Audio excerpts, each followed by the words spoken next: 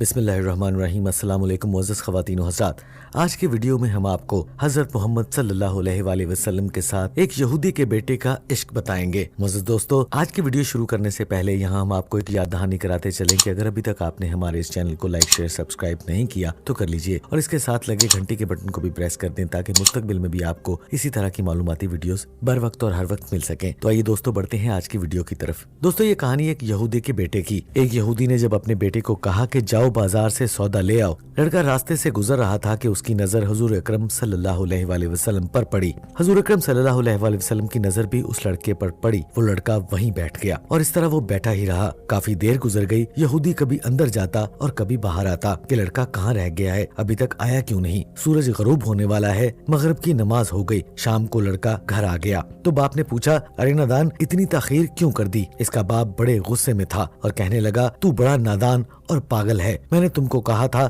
کہ تم جلدی آنا اور تم نے آنے میں اتنی دیر کر دی، اور یہ بتاؤ تمہیں سودا لینے بھیجا تھا، تم خالی ہاتھ واپس آ گئے، سودا کہاں ہے؟ بیٹا بولا، باجان سودا میں خرید چکا ہوں۔ باپ نے کہا، پاگل آدمی ہو تم، میں نے سودا لینے بھیجا تھا اور تو خالی ہاتھ واپس آ گیا ہے، کہاں ہے سودا؟ اس لڑکے نے کہا، سودا خرید چکا ہوں۔ بتا، اگر سودا خرید چکا ہے تو کہاں ہے؟ بیٹے نے کہا، کاش اباجان آپ کے پاس وہ آنکھ ہوتی تو میں آپ کو دکھاتا کہ میں نے کیا خریدا ہے۔ میرے بابا جان، میں تمہیں کیا بتاؤں کہ میں کیا خرید کر لایا ہوں؟ باپ نے غصے سے کہا، چل چھوڑ، رہنے دے۔ وہ لڑکا روز نبی اکرم صلی اللہ علیہ وآلہ وسلم کی خدمت میں حاضر ہونے لگا۔ وہ یہودی کا اکلوتا بیٹا تھا، بہت پیارا اور انتہائی حسین و جمیل تھا، اسی لیے یہودی نے اسے کچھ نہ کہا۔ کچھ دنوں بعد لڑکا بہت بیمار ہو گیا، کافی دن بیمار رہا اور اتنا کمزور ہو گیا کہ کروٹ لینا مشکل ہو چکی تھی اس کے لیے، اور پھر قریب المرگ ہو گیا۔ یہودی بہت پریشان تھا، بھاگتا بھاگتا حضور اکرم صلی اللہ علیہ وآلہ وسلم کی بارگاہ میں حاضر ہوا اور عرض کرنے لگا، اے اللہ کے رسول حضرت محمد صلی اللہ علیہ وآلہ وسلم، آپ کے پاس میں اس لیے آیا ہوں، آپ تو جانتے ہیں کہ میں یہودی ہوں، مجھے آپ سے کوئی اتفاق نہیں، مگر میرا بیٹا آپ کو دل دے گیا ہے اور قریب المرگ ہے، آپ کو دن رات یاد کرتا ہے۔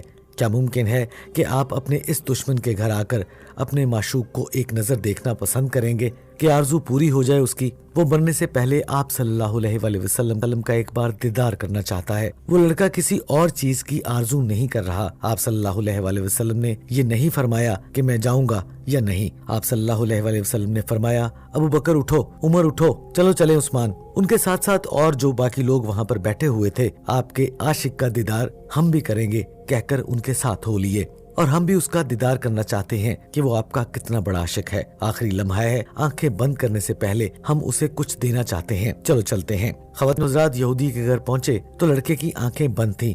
حضور صلی اللہ علیہ وآلہ وسلم کا سراپا کرم ہی کرم، لڑکے کی پیشانی پر حضور صلی اللہ علیہ وآلہ وسلم نے اپنا دست اقدس رکھا اور لڑکے کی آنکھیں کھل گئیں، جیسے زندگی لوٹ آئی ہو، جیسے پورے جسم میں طاقت آ گئی ہو اور توانائی میں جوانی آ گئی ہو۔ آنکھیں کھلیں، رخ مصطفیٰ صلی اللہ علیہ وآلہ وسلم پر نظر پڑی، ہلکی سی چہرے پر مسکراہٹ آئی اور لب کھل گئے، مسکراہٹ بھر گئی اس کے لبوں پر۔ حضور اکرم صلی اللہ علیہ وآلہ وسلم نے فرمایا، بس اب کلمہ پڑھ لو۔ لڑکا اپنے باپ کا منہ تکنے لگا۔ یہودی بولا، میرا منہ کیا تکتا ہے؟ ابو القاسم محمد ابن عبداللہ جو کہتے ہیں وہ کر لو۔ بولا، یا رسول اللہ صلی اللہ علیہ وآلہ وسلم، میرے پاس تو کچھ بھی نہیں ہے۔ آپ صلی اللہ علیہ وآلہ وسلم نے فرمایا، بس تم کلمہ پڑھ لو، میں جانوں اور جنت جانے، تم میرے ہو، جنت بھی تو میری ہے، جنت میں لے جانا میرا کام ہے۔ لڑکے نے کلمہ پڑھا، جب اس کے منہ سے خواتین و حضرات نکلا محمد رسول اللہ تو اس کی روح پرواز کر گئی، کلمے کا نور اس کے اندر چلا گیا، آنکھیں بند ہو گئیں، لب خاموش ہو گئے۔ اس لڑکے کا باپ یہودی بولا، محمد صلی اللہ علیہ وآلہ وسلم، میں اور آپ دونوں مخالف ہیں، اس لیے یہ لڑکا اب میرا نہیں رہا، اب یہ اسلام کی مقدس امانت ہے۔ کاشان نبوت صلی اللہ علیہ وآلہ وسلم سے اس کا جنازہ اٹھے تبھی اس کی عزت ہے، اسی لیے اس کو لے جاؤ۔ پھر آپ صلی اللہ علیہ وآلہ وسلم نے فرمایا، صدیق اٹھو، عمر اٹھو، عثمان اٹھو، آگے چلو، بلال آؤ، چلو کندھا دو، سب اٹھاؤ اسے۔ آقا رسول اکرم صلی اللہ علیہ وآلہ وسلم جب یہودی کے گھر سے نکلے تو یہ فرماتے جا رہے تھے کہ اللہ کا شکر ہے جس نے میرے صدقے اس بندے کو بخش دیا، اللہ اکبر۔ خواتین و حضرات، کیا مقام ہوگا اس عاشق کا جس کی میت کو حضرت علی رضی اللہ تعالیٰ عنہ، حضرت عثمان رضی اللہ تعالیٰ عنہ، حضرت ابوبکر صدیق رضی اللہ تعالیٰ عنہ، حضرت عمر رضی اللہ تعالیٰ عنہ، حضرت بلال حبشی رضی اللہ تعالیٰ عنہ جیسے مشہور شخصیات جس کی میت کو کندھا دے کر لے جا رہے ہوں اور آگے آگے حضرت محمد صلی اللہ علیہ وآلہ وسلم ہوں، تو اس میت کی کیا شان ہوگی۔ خواتین و حضرات، قبر تیار ہوئی، کفن پہنایا گیا، حضور صلی اللہ علیہ وآلہ وسلم قبر کے اندر تشریف لے گئے، قبر میں کھڑے ہوئے اور کافی دیر کھڑے رہے، پھر اپنے ہاتھوں سے اس عاشق کی میت کو قبر کے اندر اتارا۔ آپ صلی اللہ علیہ وآلہ وسلم قبر کے اندر پنجوں کے بل چل رہے تھے مگر پاؤں مبارک نہیں رکھ رہے تھے۔ کافی دیر کے بعد آپ صلی اللہ علیہ وآلہ وسلم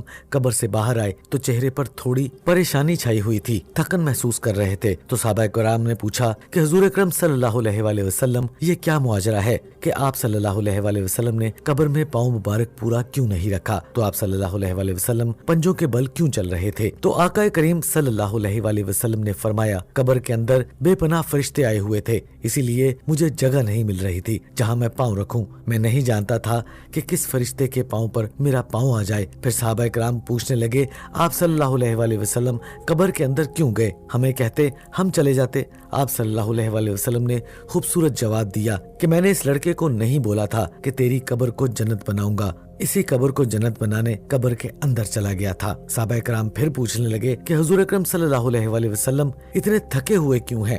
آپ صلی اللہ علیہ وآلہ وسلم نے فرمایا، تھکا اس لیے ہوں کہ فرشتے اور حوریں اس عاشق کے دیدار کے لیے آ رہے تھے اور میرے وجود سے لگ لگ کر گزر رہے تھے، اس کی وجہ سے تھکاوٹ ہو گئی ہے۔ خواتین و حضرات، میں امید کرتا ہوں کہ آپ کو یہ آج کی انتہائی خوبصورت ویڈیو بہت پسند آئی ہوگی۔ اگر آپ کو یہ ویڈیو پسند آئے اور اپنے اور میرے لیے مغفرت کی دعا ضرور کیجیے گا اور نیچے کامنٹ باکس میں اللہ اکبر کہنا مت بھولیے گا۔ انشاءاللہ اگلی ویڈیو میں دوبارہ سے ملاقات ہوگی، تب تک کے لیے اپنا، اپنے عزیز و اقارب اور اپنے والدین کا بہت سا خیال رکھیے گا۔ اللہ نگہبان۔